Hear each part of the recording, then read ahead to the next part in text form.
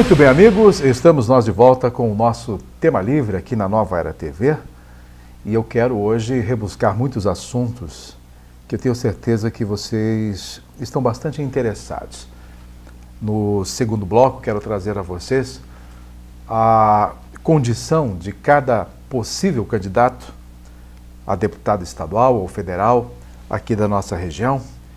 Também falar alguma coisinha sobre toda essa engenharia política que está sendo articulada a partir de agora. Mas, primeiramente, pessoal, eu quero chamar a atenção para o Serra Catarina Festival de Inverno, que está começando aqui na Serra Catarinense. A proposta deste projeto, e nós conversamos neste último programa com a presidente da CDL, a POCAI, e conversamos detalhadamente como está sendo organizado, qual será o funcionamento e quais as novidades que poderão ocorrer nos próximos anos a respeito disso. Mas o ponto que eu quero chegar e que eu já trouxe muitas vezes aqui neste programa é a questão do envolvimento turístico de todos os municípios da região serrana. Aliás, esse festival de inverno tem essa característica do corporativismo, para que todos os municípios interajam e tenham entre si uma conversa, um acordo, enfim, uma parceria para que a região seja hoje concebida no conceito do turismo realmente no campo regional. Não se pode hoje trabalhar isoladamente, e nós temos o exemplo do Boulevard, que antes congregava inclusive Lages, e há muito tempo Lages está fora do Boulevard, e que trata especificamente das ações turísticas da Serra Catarinense. Acho que estaria na hora de uma nova conversação a partir da gestão de Antônio Seron, com um novo perfil de conversa, haja aí um entendimento entre o Boulevard e também Lages, para que se alicerce, se fortaleça realmente essa proposta de transformar o turismo da Serra Catarinense em um potencial econômico. Mas, enfim, o Festival de Inverno, mesmo proposto aqui pela CDL de Lages, e a partir, inclusive, da organização, a concepção do projeto, ele busca a participação dos municípios vizinhos e, com certeza, já em 2018, já estarão outros municípios muito mais envolvidos com as suas programações, transformando no Festival de Inverno Serra Catarina numa questão bastante ampla, bem avolumada, bem alicerçada, com esta participação efetiva de todos os municípios das regiões. É preciso que os prefeitos municipais, os secretários municipais de turismo, tenham essa concepção para o fortalecimento. Muito se fala em querer transformar a Serra Catarinense numa Gramado, numa Canela. Estou falando dos municípios do Rio Grande do Sul, que hoje são exemplos para o turismo na Serra Gaúcha. E nós, na Serra Catarinense, que temos belezas naturais até muito mais bonitas do que a Serra Gaúcha, e estamos muito, mas muito atrás no conceito do turismo. E isso tudo precisa definitivamente entrar na prática. E nós estamos aqui fazendo uma referência às constantes conversações, aos constantes encontros, seminários e debates envolvendo o turismo. Termina esse debate, termina isso tudo e lá na frente não se sabe qual foi o resultado, porque a prática sempre foi deixada de lado. Então eu acho que as discussões já se esgotaram. Não tem mais que fazer reunião para implantação de turismo. O negócio agora é pôr a mão na massa, como dizem no ditado, e realmente trabalhar em prol do fortalecimento. E este Festival de Inverno está aí um exemplo. É um começo, é um turismo de eventos, mas já é um começo para este fortalecimento seja colocado em prática e assim por diante, tá bom? Eu acho que com relação ao turismo, nós estamos um pouquinho mais entendidos e, felizmente, estamos avançando em alguns pontos.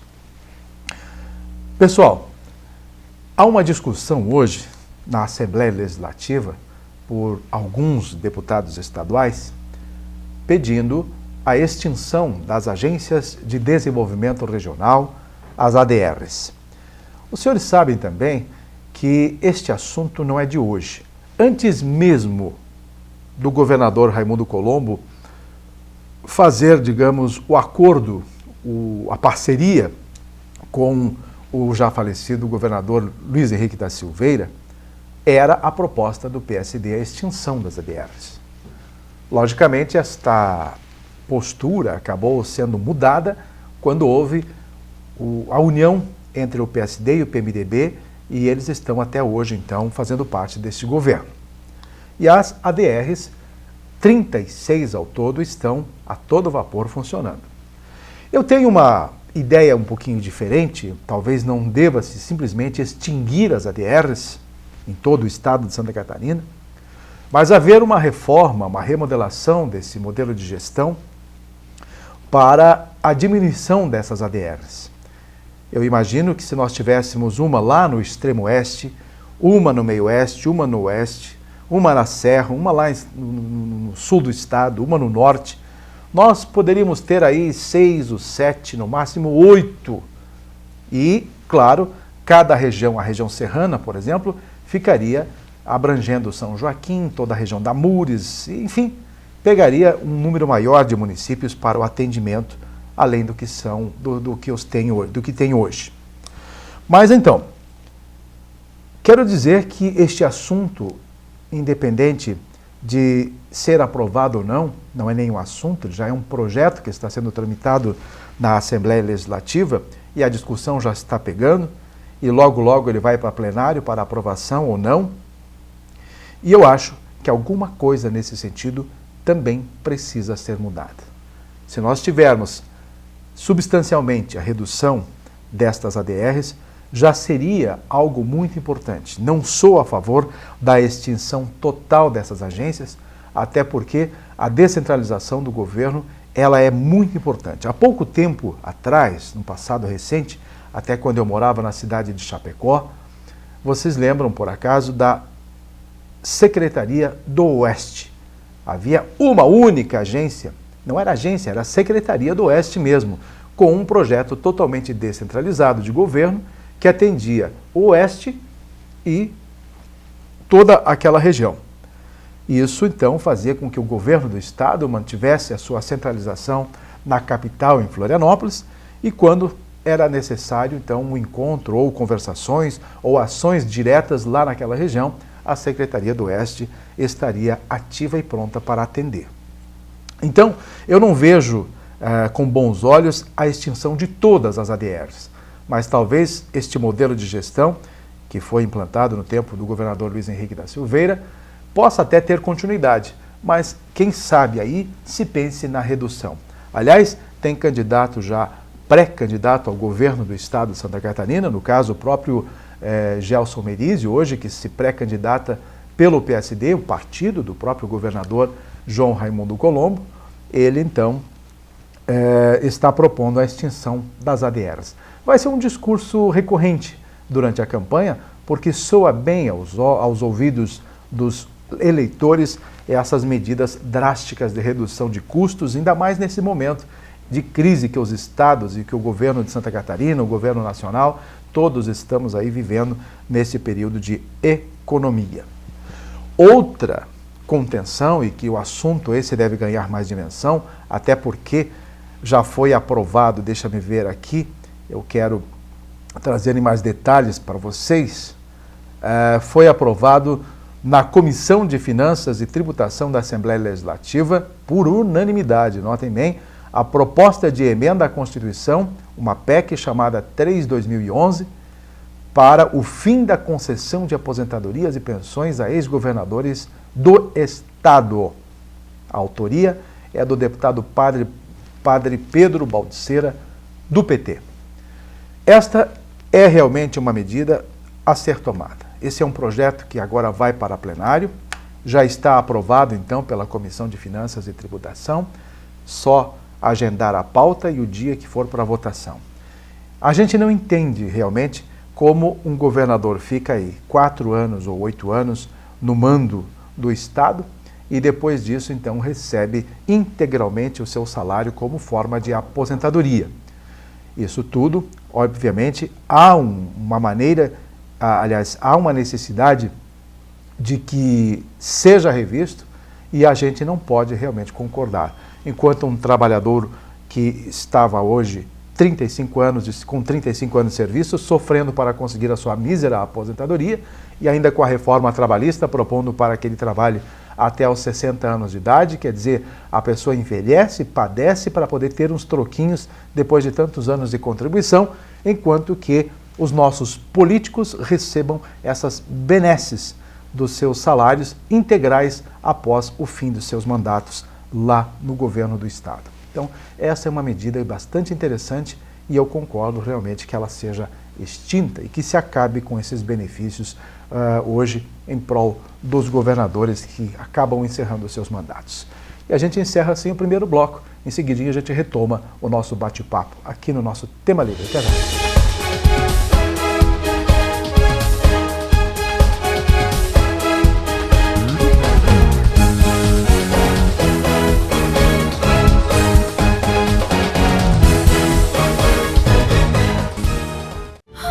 O que é urgente para você? Para muitas famílias, a prioridade é não morrer de frio. Eu agradeço todo mundo que está doando os cobertores por causa do frio, né? Para esquentar meus filhos, principalmente, né? Quando a LBV chamar, diga sim.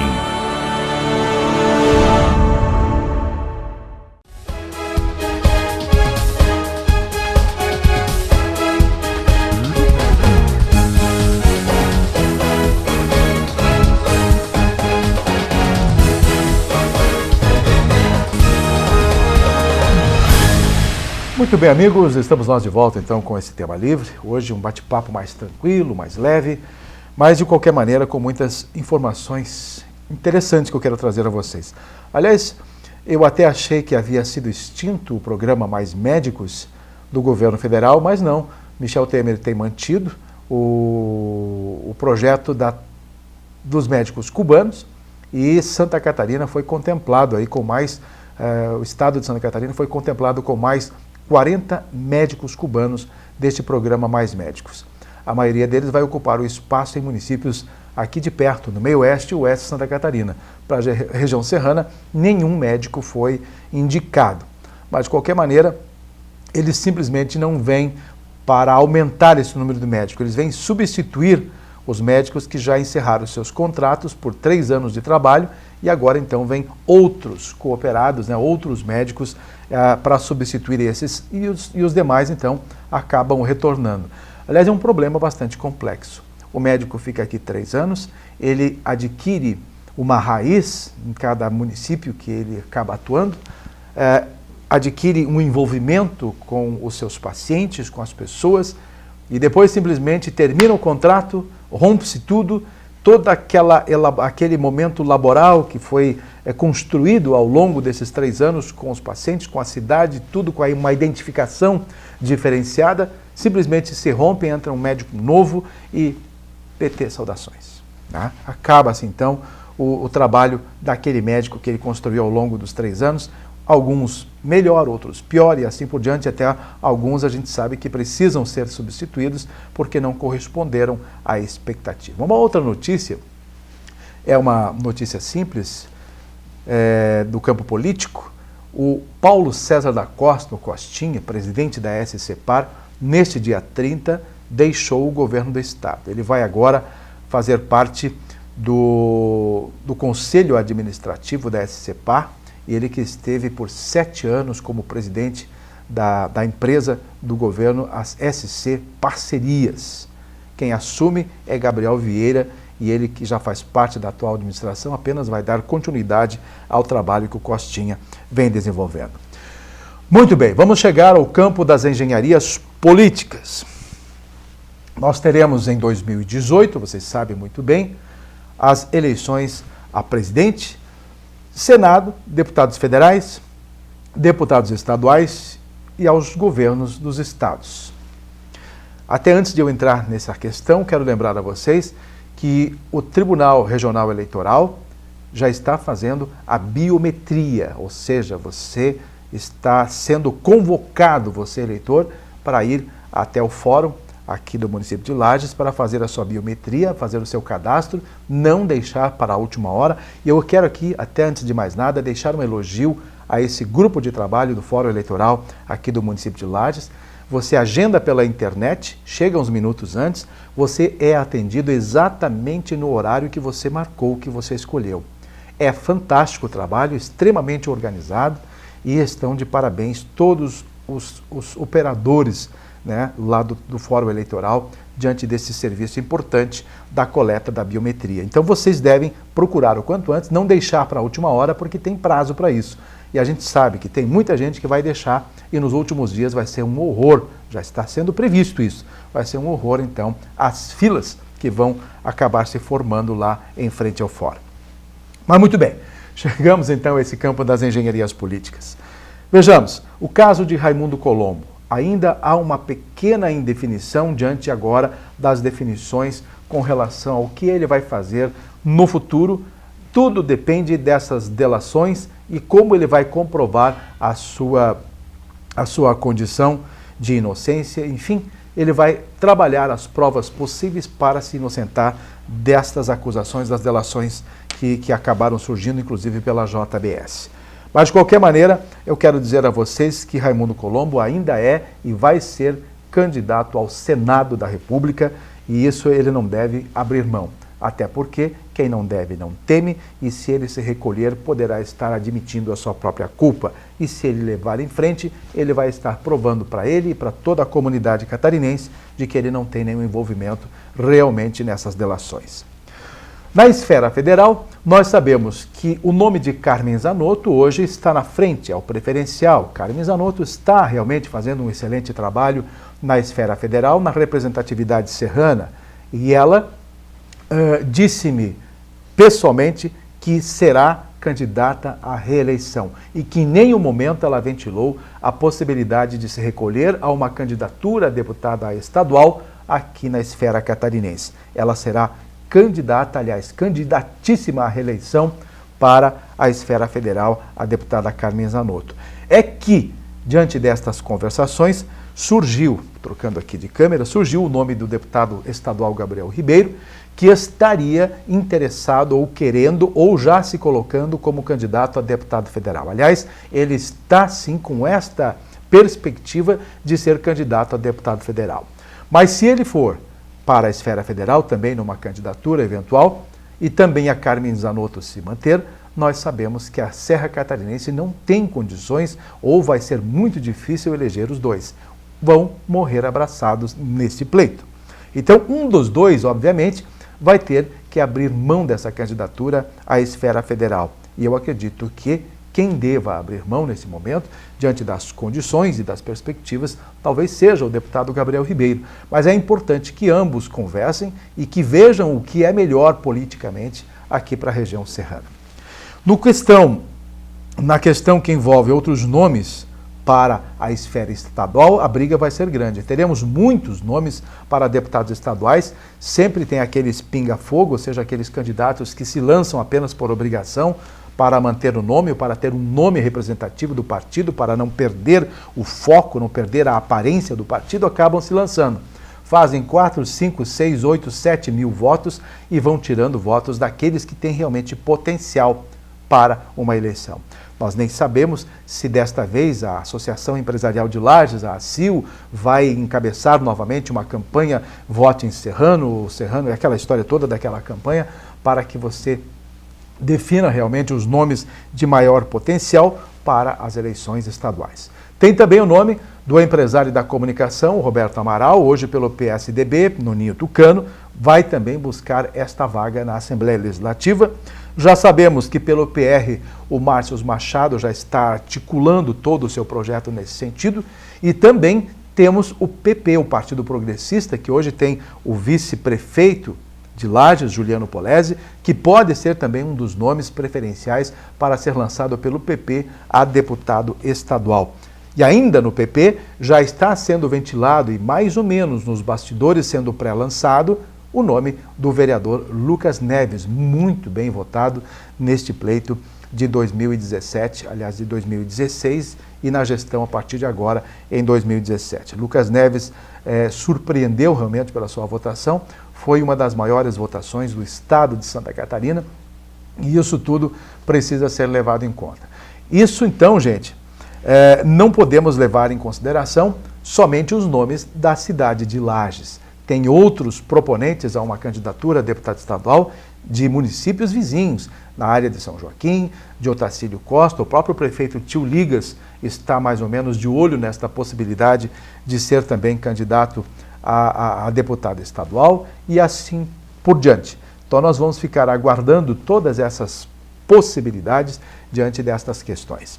E como último assunto, agora fugindo um pouco deste campo político, nós estamos aguardando nos próximos dias o lançamento ou a assinatura da ordem de serviço do projeto de revitalização do centro da cidade de Lages. E isso deve ocorrer já nos próximos dias. A cidade vai se transformar num canteiro de obras, independente da aproximação do Dia dos Pais, independente da aproximação do Dia das Crianças e principalmente independente da aproximação do fim de ano, das festas de Natal e fim de ano. Tudo isso já está praticamente concebido. Já há um entendimento entre a Câmara de Dirigentes Lojistas, Governo do Estado, Governo Municipal, de que é necessário este trabalho de revitalização do centro da cidade de Lages e que ele aconteça a qualquer tempo. Natal, fim de ano, Ano Novo, as obras devam estar acontecendo. Mas isso é realmente importante. Veio à tona também a questão da demolição do Colégio Alexandrino Ramos. Eu quero crer que isso já esteja avançando para um retorno positivo diante da demolição e definitivamente nós tenhamos aquele calçadão aberto e livre para o futuro da comunidade lagiana, que não pode ficar mais à mercê de um mausoléu como aquele, atrapalhando realmente o desenvolvimento cultural da cidade, enfim, todas as outras questões. Também o mercado público deverá ter a sua ordem de serviço lançada e isso poderá acontecer também nos próximos dias. São boas novas. E nós estamos acompanhando muitas críticas da imprensa de um modo geral e a comunidade fazendo uso do rádio e de outros veículos de comunicação para reclamar dos buracos nos bairros. Pois quando a prefeitura praticamente terminou toda a remodelação do trabalho e do serviço nos bairros, veio essa chuvarada toda, enchente e tudo mais, e que reabriram muito mais buracos do que antes. Mas os trabalhos estão sendo feitos dia e noite, final de semana e inclusive em feriados. As máquinas não param de trabalhar. Então, logo, logo, com certeza estarão aí no seu bairro também revitalizando as ruas que hoje estão com certeza esburacadas. Mas é preciso ter paciência. O município não tem condições de estar em todos os lugares. É isso? Encerramos? Tá bom. Minha gente, um grande abraço a vocês. Na próxima semana, a gente quer estar de volta com outros assuntos para que nós possamos ter de novo essa interação através deste canal 21, a Nova Era TV. Um grande abraço e até lá.